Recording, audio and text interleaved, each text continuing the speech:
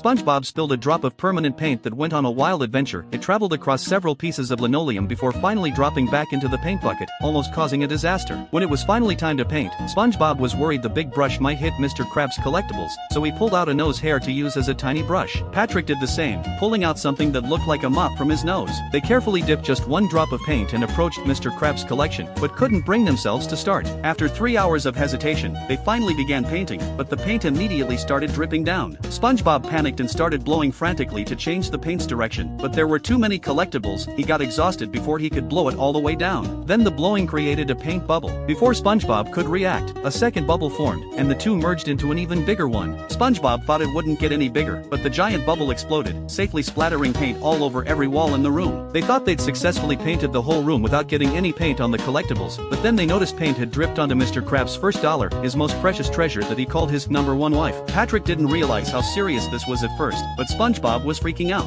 When they discovered the paint wouldn't come off and actually spread more when they tried to wipe it, they both panicked. SpongeBob imagined his butt mounted on a wall cabinet and started crying with Patrick, both clutching their butts. Then Patrick had a bright idea: they could just wash the paint off. So they tried everything. The washing machine didn't work. Using a power saw to sand it off resulted in Patrick losing his hand. Pressure washing blew a hole through Patrick's belly, and beating it with a stick turned Patrick into a little cripple, but the paint didn't budge at all. Finally, Patrick said these methods were too primitive and they had high-tech solutions available.